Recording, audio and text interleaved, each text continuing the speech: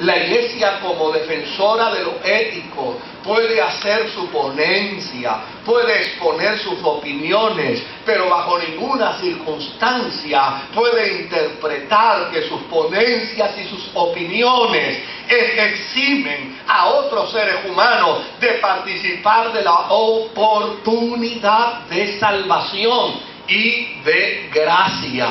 Porque llana y sencillamente la iglesia puede mantenerse firme, vigilante, sosteniendo sus posturas de valores cristianos y sosteniendo su postura de ética cristiana, pero nunca al precio de pensar que la salvación no está destinada también para otros seres humanos sobre la faz de la tierra, porque la misma intención que tiene el cielo para salvar a un hombre bueno y a una mujer buena es la misma intención que tiene el cielo para salvar al más vil pecador, para salvar al hombre que más haya degradado su vida y su estilo de vida sobre la faz de la tierra. De la misma manera que el cielo tiene el propósito de salvar a quien tú quieres que el cielo salve, el cielo también tiene el propósito de salvar a quien tú no quisieras ver en el cielo jamás.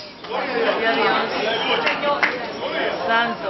Por eso Jesús grita, tengo sed, y la iglesia alegóricamente hace una interpretación sobre esto.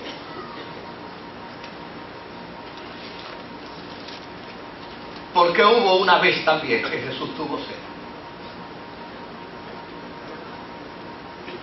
Y cuando tuvo sed, en una de las historias bíblicas, cuando por primera vez se descubrió que Jesús le daba sed, fue a parar, ¿sabe a dónde?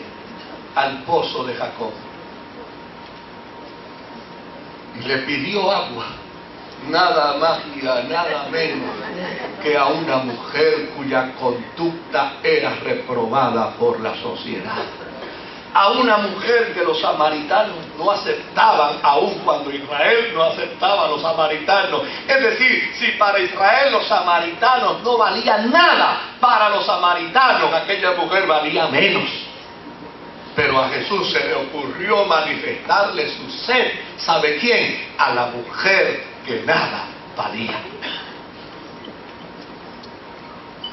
Y a mí me encanta la historia, porque la historia dice que aun cuando Jesús dijo que tenía sed, esta mujer no le dio agua.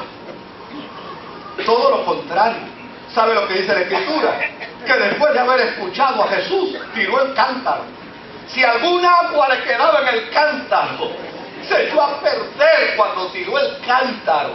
No aparece por ningún lado a un Jesús bebiendo agua de manos de aquella mujer, porque la conversación no permitió el acto bondadoso de aquella mujer para darle agua a Jesús. ¿Sabe lo que aconteció?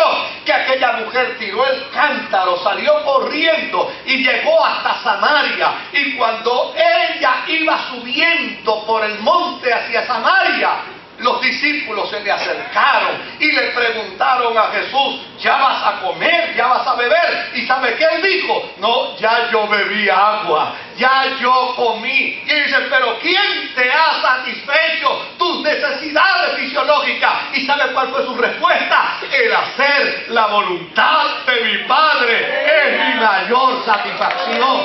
Cuando Jesús estaba en la cruz, el cielo permitió que él dijera que tenía sed, porque todavía él quiere encontrarse con los hombres y con las mujeres más despreciados de la sociedad, porque todavía él quiere encontrarse con los hombres y con la gente de las sociedades que les critican, que les marginan, que les separan, porque todavía él desea mantener su ser de gracia, su ser de perdón, su ser de salvación. Todavía él desea mantener su ser de misericordia, porque la voluntad de Dios es que nadie se pierda, sino que todos procedan al arrepentimiento.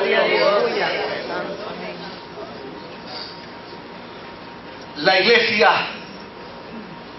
y el cielo entendieron que Jesús debía quedarse con sed.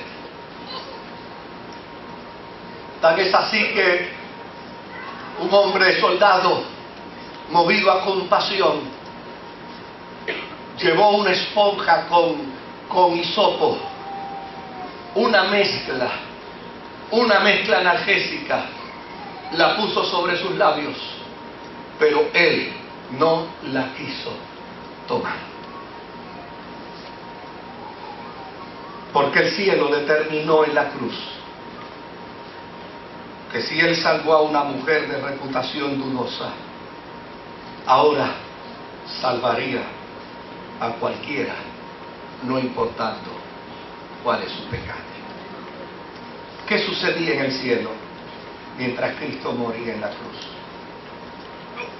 En el capítulo 19 y verso 30 del Evangelio según San Juan,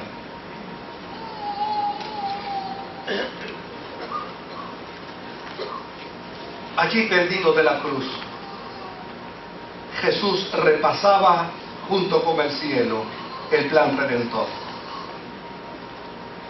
En la ley había una sombra redentora, pero esa sombra no era definitiva.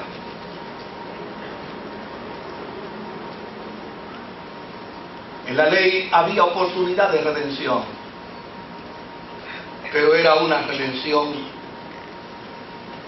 que tenía fecha de vencimiento. Estás perdonado hasta que cometas otro pecado.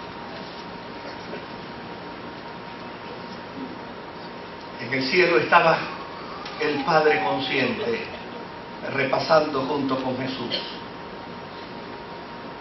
todo lo que él tenía que hacer a cabalidad para que la salvación no fuera intermitente. ¿Sabías eso? Tu salvación no es intermitente. Tú no te salvas hoy y te pierdes mañana. Tú no te salvas hoy y te pierdes al otro día. Tú no estás en el Señor hoy y mañana estás en el infierno. Estás en el Señor siempre. Eres parte de la iglesia del Señor. Jesús dijo: los que me diste no se ha perdido ninguno. Ahora bien, Jesús tenía que cumplir al pie de la letra en su totalidad todo lo que la ley decía y todo lo dicho por los profetas. En adición a eso tenía que cumplir lo que él y el Padre habían acordado en el proceso vicario de su pasión y de su muerte. Y Jesús y el cielo repasaron ese proceso en la cruz. ¿Y sabe qué se descubrió? Se descubrió que todo se había cumplido. Consumado es.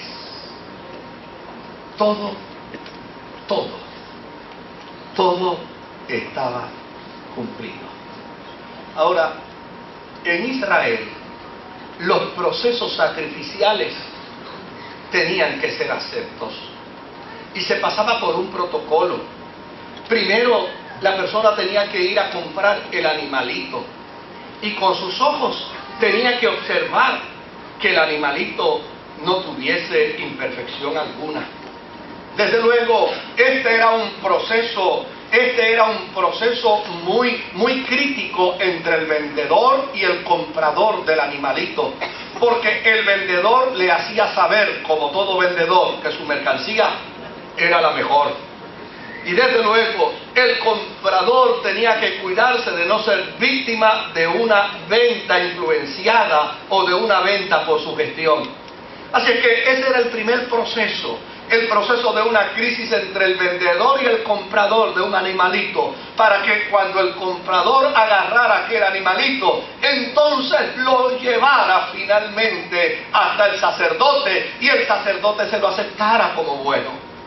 Desde luego, él llevaba el animalito al sacerdote, el sacerdote lo chequeaba, lo miraba, lo contemplaba, lo ponía a un lado, volvía a mirarlo, volvía a tomarlo, lo volvía a empujar, lo hacía caminar, le miraba sus patitas, le miraba sus orejas, le miraba su boquita, le miraba todo el cuerpo, todo lo miraba, en detalle lo miraba, y finalmente le decía, sí, el animalito está perfecto para el sacrificio. Y luego, entonces el sacerdote se lo llevaba al altar del sacrificio, y allí en el altar del sacrificio se volvía a hacer otra revisión más, se volvía a mirar de nuevo con sumo cuidado al animalito, porque el temor del sacerdote era que no fuera a dar por perfecto un animalito que Dios encontrara en imperfección. Luego se levantaba el cuchillo, y cuando el animal era degollado y la sangre era derramada, parte de la carne se quedaba el sacerdocio con ella, y la mayoría de la carne se le entregaban al dueño. Pero ya ahora, con un rostro de satisfacción, el sacerdote le hacía saber al ofrendante: su ofrenda fue acepta. Cuando Jesús está en la cruz, el Padre en el cielo está revisando la ofrenda. ¿Y sabe lo que dice la Escritura? Lo probaron en todo. Lo miraron por todos lados. Fue probado en todo, pero era perfecto. Era una ofrenda perfecta. Y cuando Jesús estaba en la cruz, tendido de la cruz, recibió la aceptación del Padre. Tu ofrenda es perfecta. Y como resultado de ello, Jesús exclama y dice: consumado es. La ofrenda de Jesús en la cruz es la ofrenda perfecta de Dios para expiar el pecado del hombre eternamente y para siempre. ¿Qué sucedía en el cielo mientras Cristo pendía de la cruz? Los regresos siempre son hermosos. Lucas capítulo 23 y verso 46. El Padre había enviado al Hijo nacido de mujer, es decir, con posibilidades de errar. Jesús no era un robot hecho para una función en particular que no fallaría. No, Jesús fue enviado en condición de hombre. Y dice la Escritura que era nacido de mujer. Y nacido de mujer quiere decir con posibilidad de ¿qué? De errar. Él demostró fidelidad y concluyó exitosamente la empresa salvífica. Y note bien lo que Jesús exclamó al final, en su séptima expresión: Padre, en tus manos encomiendo mi espíritu. Note bien la comunicación que había entre el cielo y Jesús en la cruz. Note bien el lenguaje que existía entre el cielo y la cruz.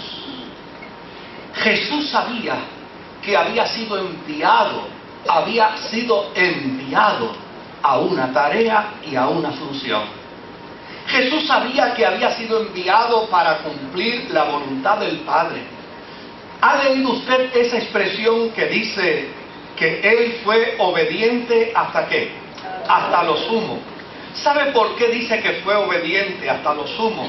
Se dice que fue obediente hasta lo sumo porque llegó a la séptima expresión de la cruz. Llegó a la séptima expresión donde dijo: Padre, en tus manos encomiendo mi espíritu. Eso quiere decir que fue obediente hasta lo sumo. Porque llana y sencillamente Jesús demostró su fidelidad hasta la muerte. Pero él sabía que después de la muerte su existencia no dependía de él. Su existencia dependía de ¿quién? Del Padre.